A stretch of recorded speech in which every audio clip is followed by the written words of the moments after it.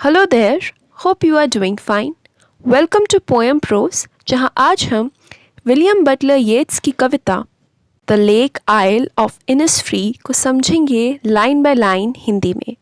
सबसे पहले इस पोएम के पोएट विलियम बटलर येट्स के बारे में कुछ बेसिक फैक्ट्स जान लेते हैं। 13 जून 1865 को इनका जन्म हुआ और 28 जनवरी 1939 को ये नहीं रहे, यानी लगभग 74 ईयर्स एज थे इनकी मरने के टाइम। ये 20th सेंचुरी के सबसे बड़े और इम्पॉर्टेंट पोइट्स में से एक हैं। ये बाय नेशनैलिटी आयरिश थे। हम इंग्लिश लिटरेचर को अज्यूम कर चलते हैं कि वो या फिर तो इंग्लैंड से होंगे पोइट्स या फिर अमेरिकन होंगे, लेकिन ये आयरिश थे यानी आयरलैंड के थे। ये केल्टिक रिवाइवल यानी आयरलैंड की लिटरेचर का फिर से रिवाइवल, उसको फिर से री इन्वेंट करने वाला एक मूवमेंट था केल्टिक रिवाइवल, उससे जुड़े हुए थे।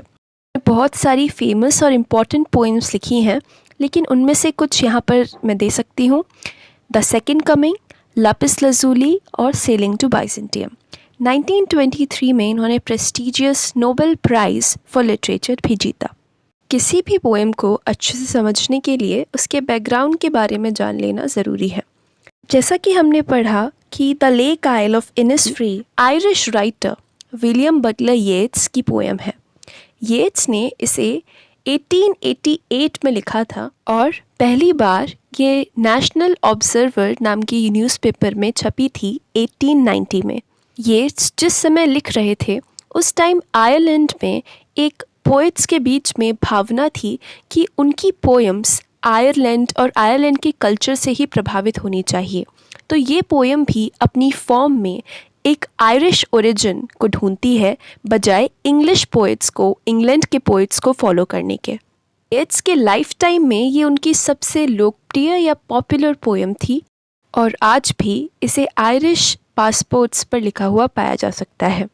इस पोएम के स्ट्रक्चर के बारे में जानें तो इस पोएम में केवल 12 लाइन्स हैं और उनको 3 क्वार्ट्रेन्स यानी 4 लाइन स्टैंजा में डिवाइड किया गया है। 4 into 3 यानी 12। क्वार्ट्रेन की राइम स्कीम AB है और ये पोएम कह सकते हैं एक यैम्बिक पैटर्न यानी अनस्ट्रेस्ड और स्ट्रेस सिलेबल्स के कॉम्बिनेशन को फॉलो करती है और मोस्टली इसे हेक्सामीटर में लिखा गया है। ये पोएम है किस बारे में?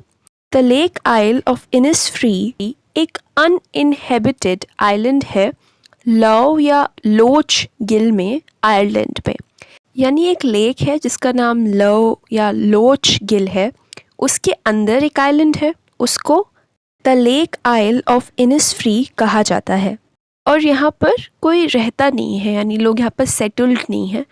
और यहीं पर येट्स ने अपने बचपन के समर्स यानी गर्मियाँ बिताई थी। येट्स एक दिन फ्लीट स्ट्रीट लंदन से जा रहे थे और वहीं पे अचानक से उन्हें अपने बचपन की ये याद आई और वो ये पोएम लिखने के लिए इंस्पायर्ड हो। साथ ही येट्स को अमेरिकन राइटर और थिंकर हेनरी डेविड थॉरो के वर्क ने भी प्रभावित किया था। इसमें एक इंसान के सिंपली सबसे दूर जाकर रहने की बात की गई है। तो आइए इस पोएम को लाइन बाय लाइन समझते हैं। First 4 lines. I will arise and go now and go to Innisfree and a small cabin built there of clay and bottles made. तो फर्स्ट 2 लाइन्स में पोएट एक इच्छा और एक तरीके का फैसला जाहिर करते हैं। वो कहते हैं कि मैं अराइज यानी उठूँगा और अभी चला जाऊँगा, कहाँ पर? इनिसफ्री में। और वहाँ पर मैं क्या करूँगा? एक स्मॉल छोटा सा केबिन, छोटा सा कमरा बनाऊँगा, जो कि किससे बना होगा? क्ले और वॉटल्स से। अब क्ले आप जानते हैं मिट्टी होती है और वॉटल्स क्या होता है कि फेंसेस जैसे होते हैं, लकड़ी के डंडे होते हैं जो कि घर वगैरह बनाने में यूज़ किए जाते हैं और उनको आपस में लकड़ियों की ही पतली ब्रांचेस से बांधा गया होता है। जैसे हमारे यहाँ कच्चे घर होते हैं, कुछ वैसा ही येट्स फर्स्ट 2 लाइन्स में बताते हैं कि वो इनिसफ्री जाकर एक स्मॉल कैबिन बनाएंगे क्ले और बॉटल्स का। इससे वो दर्शा रहे हैं कि एक सिंपल लाइफ जिएंगे जिसमें कोई शोशा नहीं होगा, छोटा सा घर होगा और वो भी क्ले और बॉटल्स का बना होगा। Next 2 lines. 9 bean rows will I have there, a hive for the honey bee, and live alone in the bee loud glade. Lines में येट्स बताते हैं कि वहाँ पर वो 9 यानी 9 बीन रोज़, बीन्स उगाते हैं। आपने देखा होगा, बीन एक तरीके की फसल होती है, उसकी 9 रोज़ जब फसल उगाई जाती है तो वो रोज़ में होती है ना, तो केवल उन बीन्स की 9 रोज़ वहाँ पर वो उगाएंगे। और हनी बीज के लिए एक हाइव भी होगा, यानी मधुमक्खियों का एक छत्ता भी होगा। और वहाँ पर वो 4th लाइन में बोलते हैं कि वो अकेले रहेंगे, अलोन रहेंगे, बी लाउड ग्लेड में। अब बी लाउड, अब क्योंकि वहाँ पे मधुमक्खियाँ हैं तो मधुमक्खियों की जो बज़ करने की साउंड होती है ज़ करके, वो पूरे में फैली रहेगी और पूरे मैदान में। ग्लेड क्या होता है? एक मैदान जैसा होता है एक फॉरेस्ट में, तो वहाँ पर बीस की आवाज़ फैली रहेगी तो वो बी लाउड हो जाएगा। इन 4 लाइन्स में पोइट हमको बताते हैं कि वो इनिसफ्री जाएंगे अभी के अभी, वहाँ पर एक छोटा सा केबिन बनाएंगे जो कि क्ले और वॉटल्स का बना होगा, और वहाँ पर वो 9 यानी 9 बीन रोज़ उगाएंगे, मधुमक्खियों के लिए एक छत्ता होगा, और अकेले रहेंगे एक लैंड पे जो कि बीस की आवाज़ से गूंजता रहेगा। नेक्स्ट 4 लाइन्स पढ़ते हैं। And I shall have some peace there, for peace comes dropping slow, dropping from the wails of the morning to where the cricket sings। Yeats बोलते हैं कि वहाँ पर मुझे थोड़ी शांति मिलेगी, पीस मिलेगा, क्योंकि पीस स्लोली आता है, धीरे धीरे नीचे की तरफ वो ड्रॉप होता है। यहाँ पर पोएट ये पॉइंट आउट कर रहे हैं क्योंकि शहर की ज़िंदगी, अर्बन लाइफ बहुत बिजी होती है, सब कुछ वहाँ पर बहुत फास्ट होता है, तो वहाँ पर कोई पीस नहीं है। लेकिन जब वो उस आइलैंड पर जाएंगे तब वहाँ पर सब कुछ स्लो होगा, कुछ भी भगदड़ नहीं होगी, तो अपने आप पीस स्लोली उनके पास आएगा। और फिर वो बोलते हैं कि पीस कैसे आता है? Dropping from the veils of the morning, जब मॉर्निंग होती है, सुबह होती है, तब धीरे धीरे उजाला छाता है, तब ऐसा लगता है कि कोई अपना घूंघट यानी वेल उठा रहा हो। यहाँ पर थोड़ा गौर करने वाली बात है। 2nd लाइन में आप देखिए, फ्रॉम द वेल्स है और कुछ दूर पर टू वेयर, यानी फ्रॉम या टू, यानी फ्रॉम या टू हम कब यूज़ करते हैं? जब हम यहाँ से लेकर वहाँ तक की बात कर रहे हो कि from this point to that point. Poet शुरुआत कहाँ से कर रहे हैं? From the veils of the morning, जब मॉर्निंग होती है, अपना घूंघट उठाती है, धीरे धीरे चीज़ें दिखना शुरू होती हैं, to where the cricket sings, और कब तक? जब क्रिकेट्स यानी जो झींगुर टाइप जो इंसेक्ट्स होते हैं वो गाना शुरू करते हैं। और अब हम सब ये जानते हैं कि झींगुर इवनिंग में या रात में गाते हैं, यानी सुबह से लेकर शाम तक वहाँ पर जो पीस है वो धीरे धीरे आती है, स्लोली स्लोली, पूरा दिन पीस में बीतता है। नेक्स्ट लाइन्स पढ़ते हैं। There midnight's all a glimmer and noon a purple glow and evening full of the linnet's wings. तो पोएट यहाँ पर इनिसफ्री में एक पूरा जो दिन है, दिन का चक्र है, उसे डिस्क्राइब कर रहे हैं, उसके अलग अलग पार्ट्स को मेंशन करके।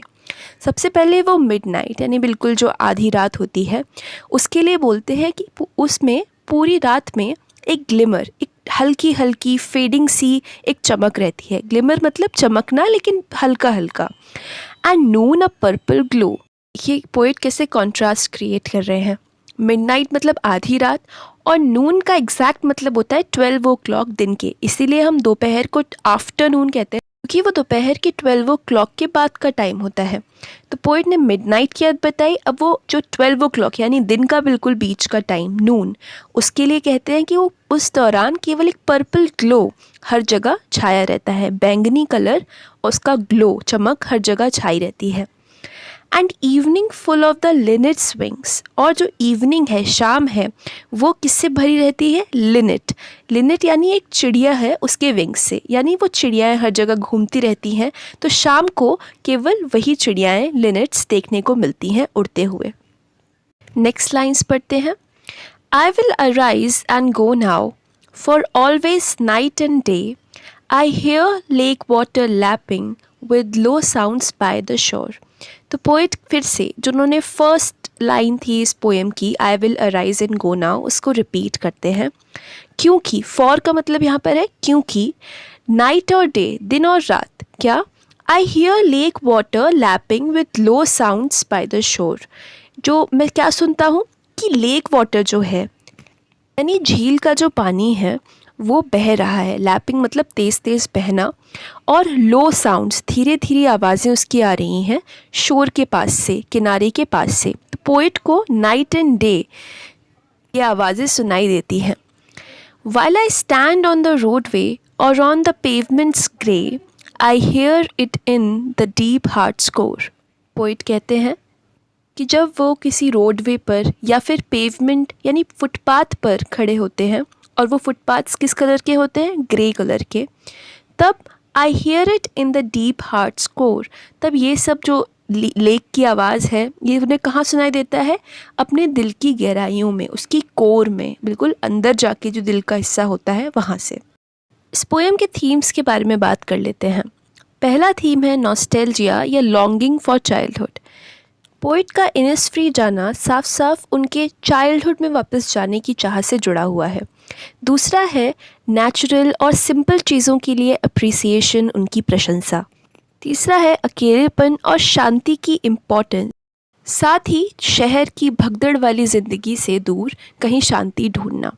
साथ ही आयरलैंड की ब्यूटी को भी इस पोएम में सेलिब्रेट किया गया है, क्योंकि पोएट स्पेसिफिकली एक जगह को लेते हैं आयरलैंड देश की और उस पर एक पोएम लिखते हैं और उस जगह को उस पोएम के थ्रू अमर कर देते हैं। इस पूरी पोएम में येट्स 2 बार कहते हैं कि बस अभी वो उठकर इस आइलैंड को जा रहे हैं।